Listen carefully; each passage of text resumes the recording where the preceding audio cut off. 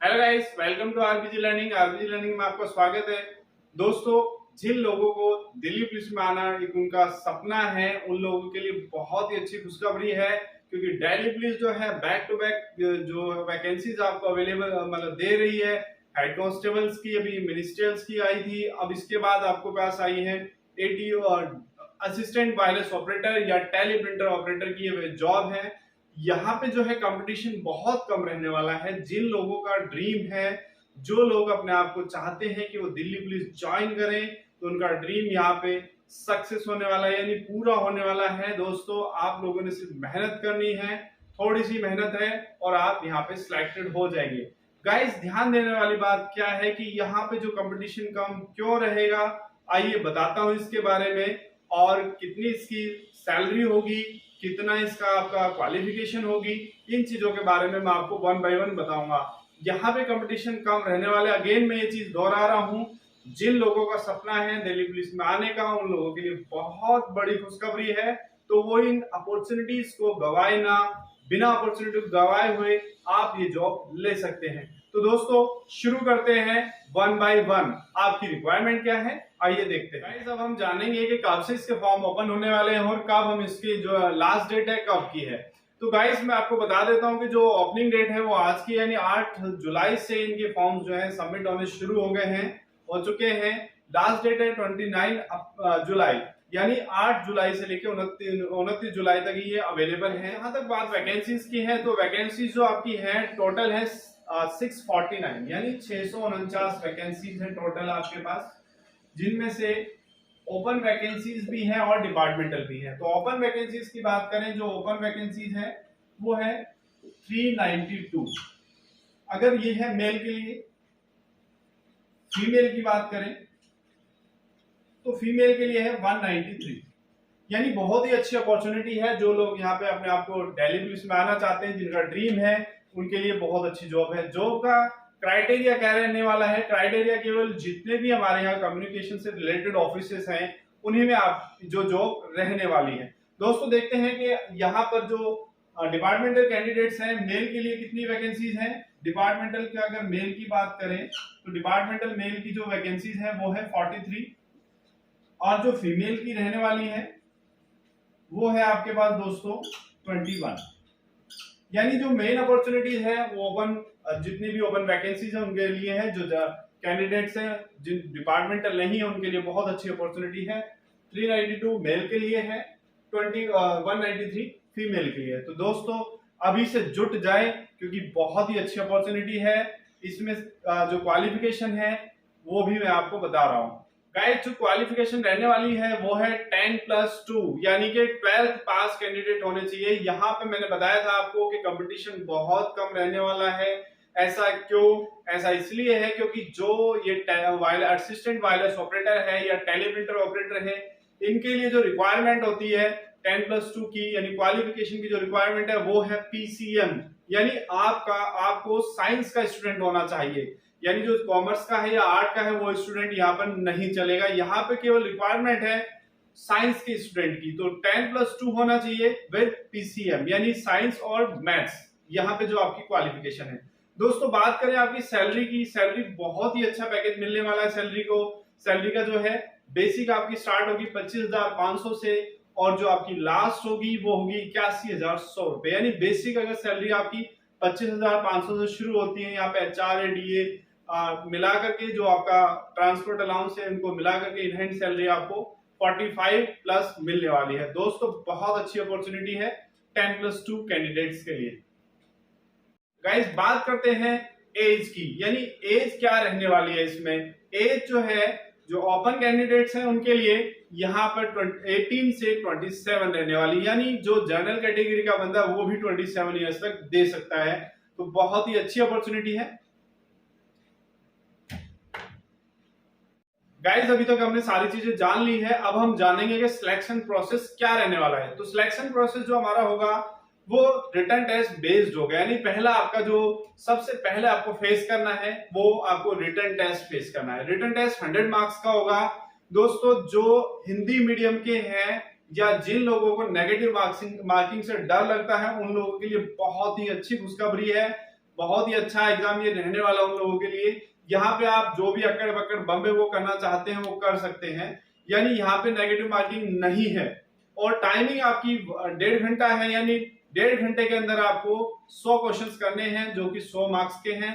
बाकी जितने भी टेस्ट इसके बाद होंगे वो सारे क्वालिफाइंग है। दोस्तों यहाँ पर जो हिंदी मीडियम की मैं बात कर रहा हूँ वो इसलिए कर रहा हूँ क्योंकि इसमें इंग्लिश नहीं है। तो दोस्तों बहुत अच्छी खुशखबरी है जो इंग्लिश से डरते हैं या जिन लोगों को इंग्लिश में जिनका हाथ तंग है। तो गाइस ध्यान रखना है पेपर किस तरह का आने वाला। अब मैं पूरा पेपर का आपको डिस्क्रिप्शन बताने जा रहा हूँ। गाइस मैं जो आपको अब रिटन टेस्ट के बारे में बताने जा रहा हूँ तो ध्यान से देखना है, बहुत ही अच्छा एग्जाम रहने वाला है। सबसे पहले इसमें हम जीए की बात करते हैं, जनरल अवेयरनेस की बात करते हैं। तो जनरल अवेयरनेस के जो क्वेश्चंस आएंगे वो हैं 20।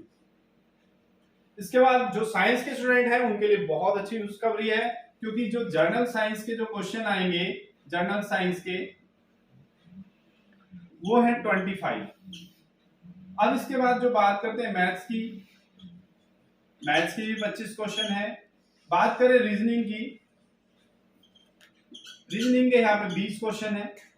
और जो कंप्यूटर के हैं वो कंप्यूटर के यहाँ पे भी 10 मार्क्स के, यानी टोटल मिला के आपके पास कितना रहने वाला है 100 मार्क्स का है।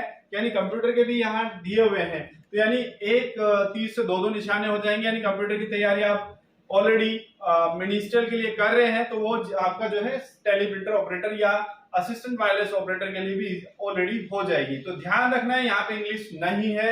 यहाँ पे जो जनरल जो स्टडीज के यानी जनरल साइंस के जो बच्चे हैं, यानी आपके जो क्वेश्चंस आएंगे 25 वो साइंस से रिलेटेड होंगे, यानी कि मैथ आपका जो पीसीएम यानी फिजिक्स केमिस्ट्री और बायो से रिलेटेड क्वेश्चंस यहाँ पे आपसे पूछे जाएंगे। तो ध्यान रखना है गाइस। जो लोग रिटन टेस्ट पास करके आएंगे उनके लिए नेक्स्ट जो स्टेप होगा वो पीईटी होगा, फिजिकल एंड्योरेंस टेस्ट। यानी जिन लोगों ने रिटन टेस्ट क्वालिफाई किया है वो फिजिकल के लिए बुलाए जाएंगे। यानी फिजिकल बहुत ही इजी है। यहाँ पे एज के हर जितनी भी एज क्राइटेरिया दिए हुए हैं सबके लिए अलग अलग यहाँ पे फिजिकल होने वाला है। फिजिकल केवल क्वालिफाइंग है, ध्यान रखना है, इसमें कोई मार्क्स नहीं मिलने वाले।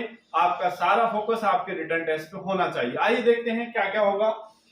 पीईटी फिजिकल एंड्योरेंस टेस्ट में सबसे पहले जो आता है रनिंग, यानी 1600 मीटर की आपकी रेस होगी, जो कि अगर 30 साल तक का है उसको 7 मिनट मिलेंगे। जो लॉन्ग जंप है वो 12.5 फीट की है, हाई जंप आपकी 3.5 फीट की है। ऐसे जो 30 से 40 साल तक की एज के हैं उनके लिए 8 मिनट रखा गया है टाइम। 11.5 फीट लॉन्ग जंप है, हाई जंप 3.25 मीटर है। ध्यान रखेंगे जो 3.25 फीट है, मीटर नहीं। जो 40 अबव है उनके लिए 1600 मीटर की जो रेस है 9 मिनट दिए गए हैं। लॉन्ग जंप 10.5 फीट है, हाई जंप वहां पे 3 फीट है। ये क्राइटेरिया जो है मेल कैंडिडेट्स के लिए रहने वाला है। गाइस फीमेल कैंडिडेट्स के लिए जो फिजिकल एंड्योरेंस टेस्ट रहने वाला है, आइए देखते हैं वो क्या होगा। देखें कि 800 मीटर जो रनिंग है, यानी 800 मीटर की रनिंग अगर पैदल भी चलेंगे तो भी आप इसको क्वालिफाई कर सकते हैं, कोई इतना बड़ा टास्क नहीं है। तो मैं अगेन आपको बताना चाहता हूं कि आपका मेन फोकस आपके रिटन टेस्ट पे होना चाहिए। आइए देखते हैं। 30 साल तक के 5 मिनट दिए हुए हैं, 9 फीट लॉन्ग जंप है, 3 फीट हाई जंप है। अगर आप 30 से 40 साल के हैं तो 6 मिनट आपको टाइमिंग दी गई है 800 मीटर तय करने के लिए। 8 फीट लॉन्ग जंप है, 2.5 फीट आपकी हाई जंप है। इसी तरह से अगर आप 40 से ऊपर हैं तो आपको 7 मिनट दिए हुए 800 मीटर कवर करने के लिए। 7 फीट लॉन्ग जंप है आपकी, और जो हाई जंप है वो 2.25 फीट है। तो दोस्तों बहुत ही सिंपल सा इसका फिजिकल रहने वाला है, ज्यादा टफ नहीं है। रही बात मेल कैंडिडेट्स के लिए चेस्ट की, तो 81 से 85 सेंटीमीटर होनी चाहिए। रही बात हाइट की, जो मेल कैंडिडेट हैं उनके लिए हाइट रहेगी 170 सेंटीमीटर, और अगर फीमेल कैंडिडेट है तो उनके लिए जो हाइट रहने वाली है वो 157 सेंटीमीटर रहेगी। तो दोस्तों यहाँ पे फिजिकल का इतना मेन टास्क नहीं है जितना बड़ा हमारे लिए आपके रिटन टेस्ट का है। गाइस जो लोग पीईटी पास करके आएंगे उनके लिए नेक्स्ट पड़ाव है ट्रेड टेस्ट। ट्रेड टेस्ट होता क्या है, ये इसमें क्या आपसे पूछा जाएगा, कैसे इसको आपने पास करना है। दोस्तों ट्रेड टेस्ट कुछ भी नहीं है। जो साइंस के स्टूडेंट हैं जिनको सिग्नल भेजने और रिसीव करने के बारे में पता है वो इसको इजीली पास कर जाएंगे। यहाँ पे सिर्फ मेनली काम है रीडिंग और डिक्टेशन, यानी जो आपको मैसेज मिला उसे कैसे आप रीड करते हैं और कैसे उसको आप डिक्टेट करेंगे। उसी मैसेज को आपने अगेन जो है कहाँ पे भेजना, सीनियर ऑफिसर्स को भेजना है, या एक डिस्ट्रिक्ट से दूसरे डिस्ट्रिक्ट में भेजना है, या डिस्ट्रिक्ट से पीएस में भेजना है। तो ये चीजें आपको आनी चाहिए। यही आपका ट्रेड टेस्ट है कि आप कैसे उस जो मैसेज आपको मिला है उसको कैसे आप रीड कर रहे हैं, कैसे आप डिक्टेट कर रहे हैं, या किसी को दूसरे को आप बता रहे हैं। यानी मैसेज को रिसीव करना और मैसेज को भेजना ही आपका ट्रेड टेस्ट है। गाइस, जो लोग ट्रेड टेस्ट में क्वालिफाई होकर आएंगे उनके लिए नेक्स्ट पड़ाव जो रखा है, यानी फाइनल जो आपके लिए पड़ाव रखा गया है, यानी फाइनल जो हर्डल है आपकी, वो है कंप्यूटर फॉर्मेटिंग टेस्ट। यानी इसके बाद आपका एक कंप्यूटर टेस्ट लिया जाएगा, वो भी क्वालिफाइंग है। यानी कि ओनली रिटन टेस्ट को छोड़ करके बाकी जितने भी टेस्ट है वो सारे आपके क्वालिफाई। यानी रिटन टेस्ट आपका बताएगा कि आपका सिलेक्शन कंफर्म है या नहीं है। तो आप लोगों ने जो मेन फोकस रखना है आपने रिटन टेस्ट की तरफ रखना है। दोस्तों, इस लास्ट जो पड़ाव है आपका वो है कंप्यूटर फॉर्मेटिंग टेस्ट। आज की जनरेशन, हर मतलब जो भी जनरेशन है, यानी मोबाइल तो हर कोई यूज करता है, तो जाहिर सी बात है यानी कि सभी को पता है कि आप कंप्यूटर के से रिलेटेड कुछ ना कुछ वर्क अपने फोन में भी करते रहते हैं।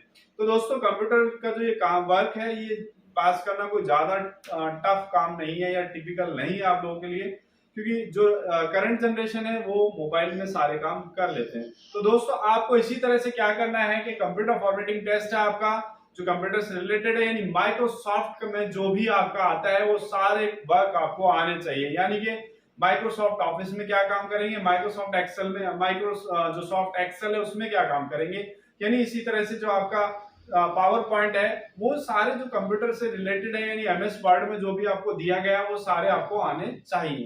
तो दोस्तों, ये रहा आपका क्वालिफाई होने के लिए बहुत ही सिंपल सा ट्रैक, आप इजीली इसको अचीव कर सकते हैं। तो हमने सारे जो टॉपिक्स कवर कर लिए, यानी सारी चीजें हमने कवर करके आपको बता दिया है।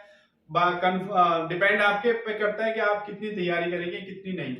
मॉक टेस्ट जो है मैं आपको हेड कांस्टेबल मिनिस्टर के ऑलरेडी दे रहा हूं, तो टैली प्रिंटर ऑपरेटर के भी आपके पास आने शुरू हो जाएंगे। केवल क्या है कि इंग्लिश के पार्ट को हटा दिया गया है और यहाँ पे जो है जीएस जो जनरल साइंस के जो क्वेश्चंस हैं उनको यहाँ पे ऐड कर दिया गया है। तो दोस्तों, थोड़ा ही चेंज है, तो दोनों की तैयारी करें, कोई सी ना कोई सी आपको जरूर लेनी है और दिल्ली पुलिस में आने का सपना अपना पूरा करना है।